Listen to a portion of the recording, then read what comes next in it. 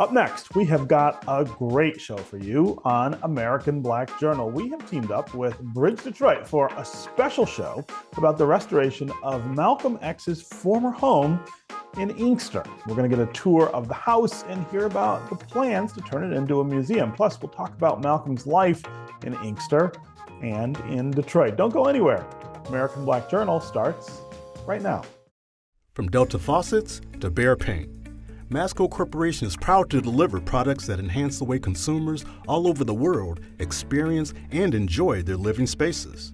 Masco, serving Michigan communities since 1929. Support also provided by the Cynthia and Elsa Ford Fund for Journalism at Detroit PBS.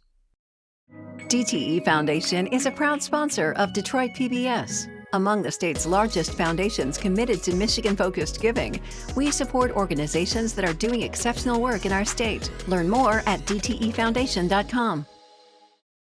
Also brought to you by Nissan Foundation. And viewers like you. Thank you.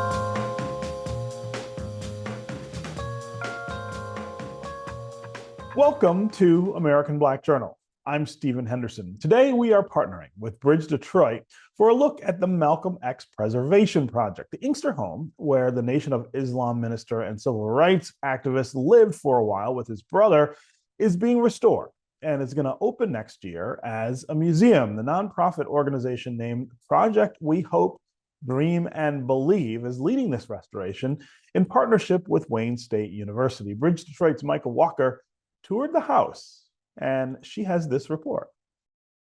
This house on William Street in Inkster long sat vacant. Once home to civil rights leader Malcolm X, it has a storied history. Now the restoration, led by the nonprofit Project We Hope, Dream, and Believe, is almost finished. Why was it important for you and your team to acquire the Malcolm X house and stop it from being demolished? It's a part of history. When you look back and you see Malcolm and the things that Malcolm stood for, and not just that, but to know that he was born in Omaha, Nebraska, but majority of his family life is here in the state of Michigan. Malcolm X lived in the house in Inkster from 1952 to 1953. Saving it took persistence. You know, it was on the demolition list for years, took off the list. It took us 4 different mayors just to get the house from the city, which I'm thankful for. But yeah, it was just something that the city just let it sit, you know, and let it rot. And we just didn't want to see that happen no more to the city, let alone to this home and Malcolm's legacy. How did the house look when you all began working on it? But the house was stripped out. There had been a fire in here. There was some roof damage. And the front wall of the house was deteriorated, structurally unsound because of the weather. So I had to, first of all, make the house stable, redo the roof, and then start the renovations on the inside. We put all new heating, cooling system in, all new plumbing, all new electrical. The multi-year transformation took the home back in time. We had to turn the house back into the 1950s time frame when he lived here. We actually had to pull the windows out, and we got to go back to the old steel crank windows. So everything in the house has to go back to what it looked like in the 1950s. And a lot of people didn't realize that. We put out a thing on Facebook, and everybody started calling. We went to Ann Arbor. We got like the black and white TV that actually still works to today. We have couches, we have furniture. So it was a blessing that people still held on to all of this stuff where we can actually furnish the house with. Helping with the preservation is Tariq Ramadan, the nonprofit's project manager. He is also a Wayne State University anthropology professor and got the college community involved. I pitched the idea of having Wayne State's Department of Anthropology come to the home and begin excavations at the house. And so we did our first round in July of 2022, and we got volunteers, we got students, we got faculty, and we all began to engage in archaeological excavations of the property surrounding the house. And we did another round of excavations the following year in October of 2023. Part of that's because I felt the Wayne State's Anthropology Department and its archaeology team was well suited. And also the fact that Malcolm X gave a speech at Wayne State University in 1963, I felt that this was kind of a full circle moment. Are you learning things you never knew about Malcolm X? In terms of learning new things, of course, we've been able to interview people, former neighbors of Malcolm, people who knew him, people who used to see him, when he lived at the house in 52 and in 53. And so all of that information that we've sort of accumulated has been really helpful in providing us with a more robust picture of what Malcolm's life was like, especially given that the time he spent in Inkster is one of the most understudied aspects of his life. During a tour of the house, Sim shows the area Malcolm X and his brother, Wilford, shared. So this room here is where Malcolm lived with Wilford Jr. So the story that I was told from Wilford's daughter is that Wilford was writing letters to Malcolm while he was in prison and telling him about the city of Inkster, and he needs to come here when he get released. He served time in Massachusetts for burglary from 1946 to 1952. Wilford went to go pick up Malcolm when he got released, and this is the room where Malcolm shared with Wilford Jr. In the upstairs part. I don't know if you'll be able to see it, but we did what was called the wall sign. So if at any point in history that someone was to take down a piece of drywall here, you will see people's name engraved on the wall. And there's a plan for future visitors to get a piece of history. In this room here, right where we're standing at, the house caught on fire. So from when the fire department came, this was all the buckled up wood from the original floor.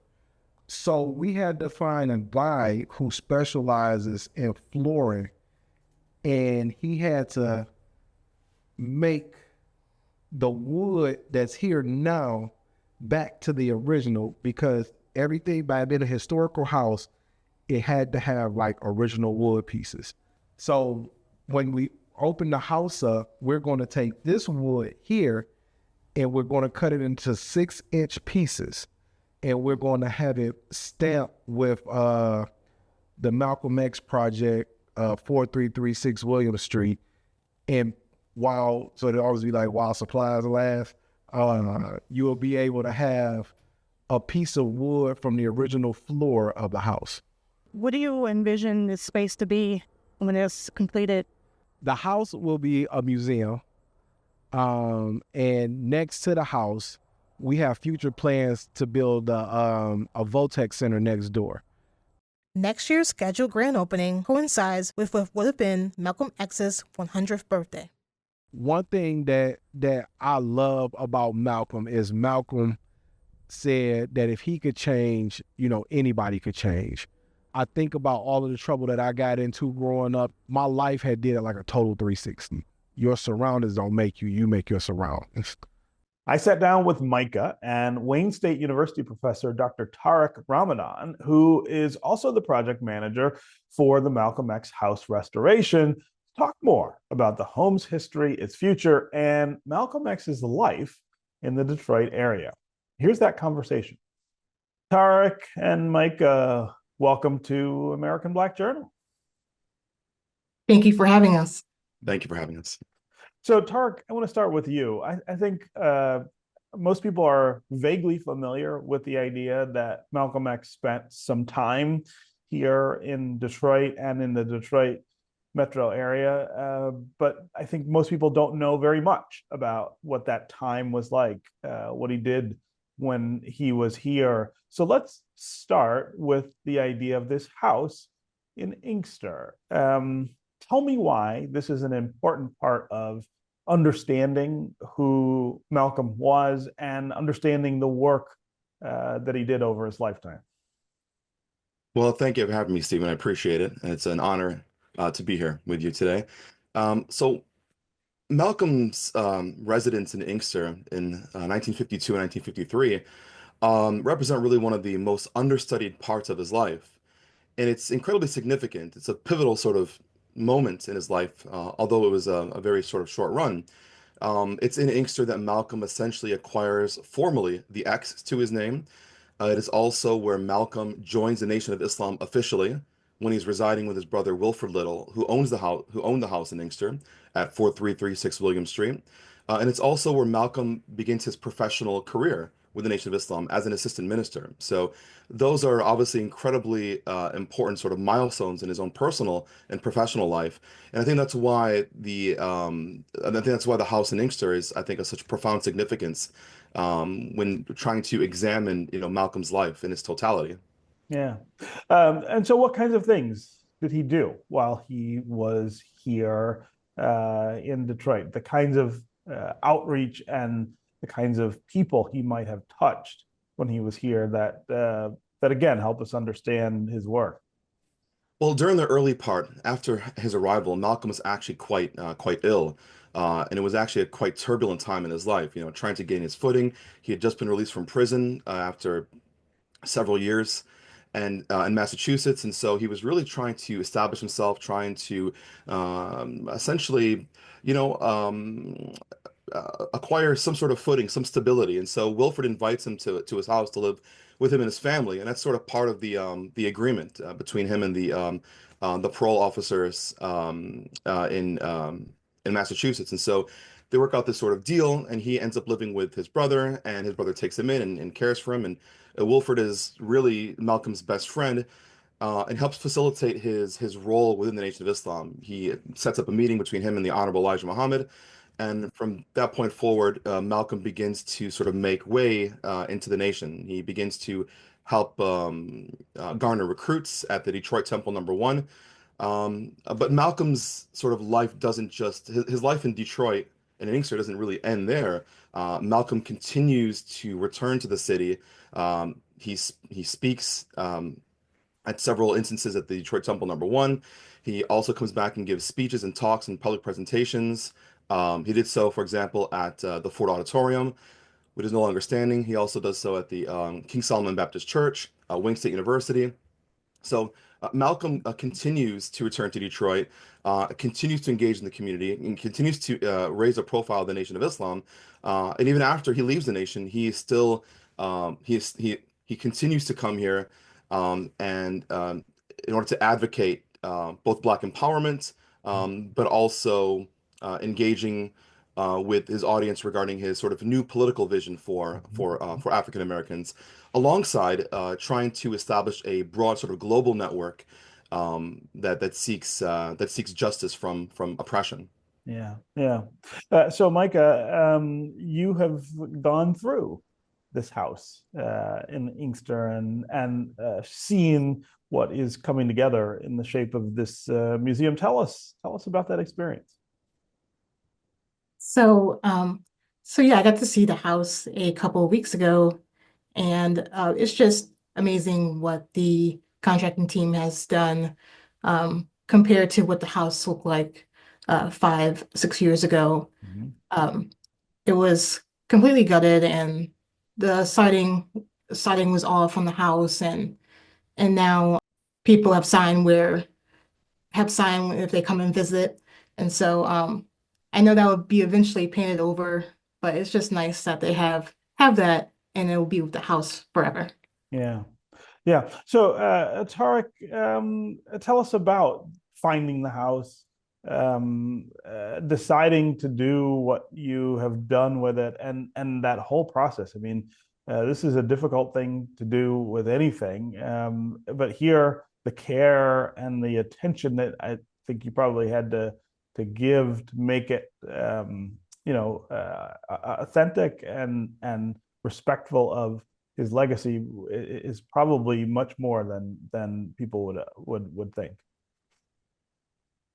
You're absolutely right. It really required a lot of personal investment and time and effort and energies. And so I'm thankful to be working with an incredible team at Project We Hope, Dream, and Believe, which is an Inkster-based nonprofit organization which owns the house and has been maintaining the house, preserving the house. And so over the past several years, Mr. Aaron Sims, Mr. Dewan Lin, and others in our organization have been really critical to uh, really trying to preserve that home.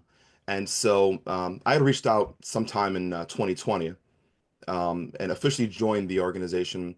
I had called Aaron, who's now a very close friend and colleague of mine, and told him, look, I'm very interested in this house. Malcolm has been my intellectual hero since childhood.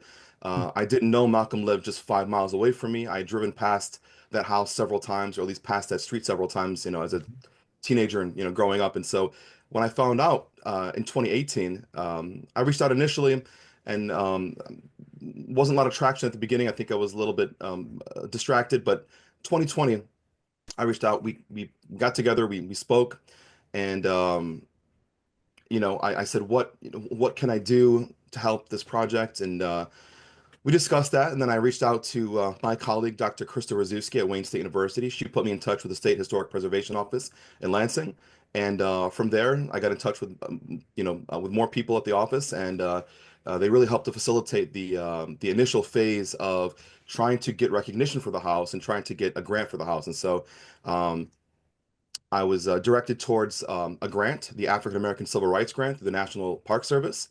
Wrote the grant, applied for it, and we ended up receiving it several months later for $380,850. And so that was the grant that ultimately led to the renovation and rehab project, which is led by Mr. Arthur Edge, who is overseeing the entire renovation of the home. Yeah, yeah. Yeah. Micah, tell us how it felt, I guess, to be in the house. I mean, the being inside history that way, I think, makes impressions on all of us. So it was kind of a surreal moment. I mean, I got to see the bedroom that Malcolm and his brother once shared, and going down to the living room to where Malcolm was probably reading the Quran and spending time with his family. I live right next door in Dearborn, and I never knew that Malcolm lived in Inkster until a few months ago. So it was just great to witness a piece of history, and I was glad I was able to tell the story. Yeah, yeah. Tarek, talk about the hopes for this museum and who you hope to reach. Again, I think lots of people don't know this part of his legacy. Lots of people in this country still don't know much about Malcolm X, right? They know that name, but they either have little information or in some cases bad information about him. What do you hope to accomplish with this museum in this house where he lived? Well, we hope to tell Malcolm's story. We hope to provide insight into who Malcolm was as a person, as an activist, as a human rights defender, as a civil rights leader. We hope to bring aspects of Malcolm's life that are maybe not as well known, to really emphasize the centrality of Inkster and Detroit in Malcolm's life. And I think that the museum will help exemplify archaeological excavations led by Wayne State University's Department of Anthropology, Mr. Rzuski, my colleague, and studying a sort of social history of the home, which includes Malcolm and his family. And also, we are acquiring, pieces, relevant historical pieces, whether they be photos or newspaper archives or clippings and things like that. And really want to immerse the audience, the visitors who come to the museum, who want to learn about Malcolm. We're also going to help illustrate African-American history in Inkster as well. Because Malcolm arrives here in sort of mid-century. Inkster, it's still a village at the time. It's a growing place. There's a gradually there's a growing African American community, but the village is still plagued, with certain socioeconomic issues that that have a broad sort of impact and actually have an effect on where people can live in the city. And so we hope to tell that story. It's really a multifaceted story that centers Malcolm, but also is absolutely critical to understanding, I think, broader Inkster history as well. Mm-hmm. How does this connect to the broader story of Malcolm X and who he becomes over time? How do you sort of draw that line from this house and this place to all the other things that he did? Well, I think that, living here in Inkster and joining the Nation of Islam and ultimately sort of beginning his professional career here in Inkster and Detroit, I think is provides us with new insights that I think are really pertinent to the story of Malcolm X.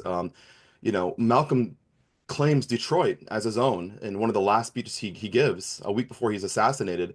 Um, and he says, "I'm from Detroit. I used to live out here in Inkster."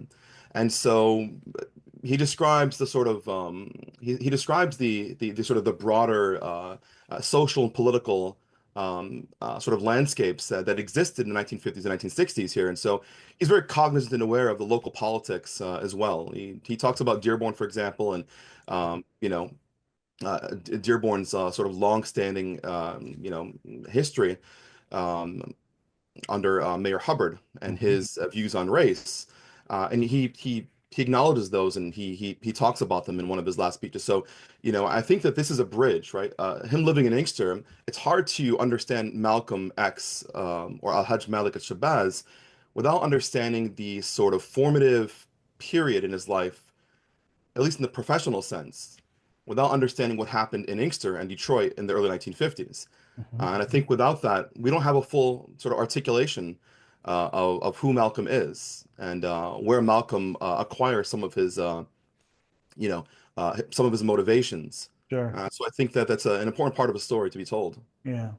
And you are writing a book manuscript about this, Tarek. Tell us about that. Yeah, so I'm currently writing a book that explores the relationship that Malcolm had to Detroit in particular. It'll reconstruct his life and aspects of his life while in Inkster, but it really sort of looks at issues like identity and belonging, and how Detroit fits into that picture. Now, Malcolm himself was a self-proclaimed Detroiter. In his book, he says so, but also in a speech that he gives at Ford Auditorium 1 week before he's killed, when he says, "I'm from Detroit," and so he claims the city as his own. And so most of his family lived here, in and around Detroit, and he had long-standing ties to Detroit that goes back to at least since the 1940s that we have documentary evidence for him. And so Detroit is a central sort of sociogeographic feature in Malcolm's life. And so what I hope to do with this book manuscript is to really explore his relationship to the city. Yeah. Yeah. You also had an interesting experience with some of your students there at Wayne State in the process of trying to get this designated an historic landmark. Talk about the archaeological excavation that you took part in. Yeah, so in 2022, we launched a sort of joint project between Project We Hope, Dream, and Believe and Wayne State University's Department of Anthropology. And we got together and we engaged in a series of archaeological excavations at the house. This was led by Dr. Chris Rzuski, who's a historical archaeologist and a colleague of mine, and also the department chair. And with volunteers and with students and faculty, we worked together to excavate the home, the property around the home. We removed items from within the home, underneath the home, in the area immediately outside the home. And we have about 1,000 or so artifacts that we are hoping to analyze, photo document, and we envision creating an exhibit that highlights some of the important findings, some of which date from the time that Malcolm was likely at the home. Yeah. So what are some of the things that turned up?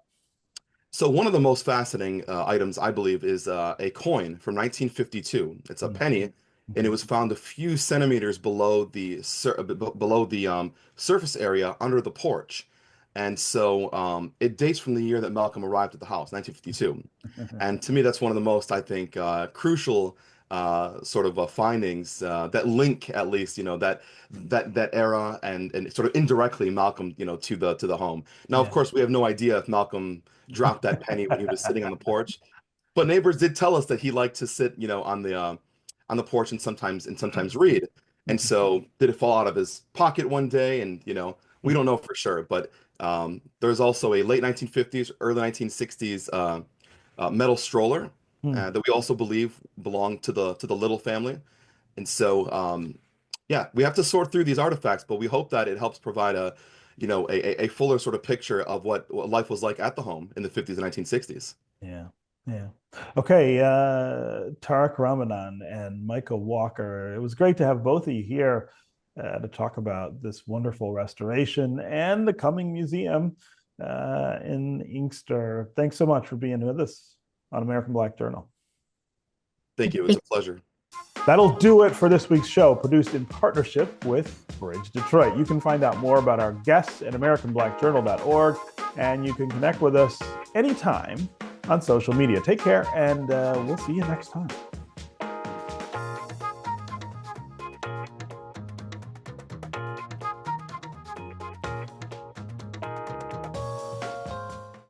From Delta faucets to Behr paint, Masco Corporation is proud to deliver products that enhance the way consumers all over the world experience and enjoy their living spaces. Masco, serving Michigan communities since 1929. Support also provided by the Cynthia and Elsa Ford Fund for Journalism at Detroit PBS. DTE Foundation is a proud sponsor of Detroit PBS. Among the state's largest foundations committed to Michigan-focused giving, we support organizations that are doing exceptional work in our state. Learn more at dtefoundation.com. Also brought to you by Nissan Foundation. And viewers like you, thank you.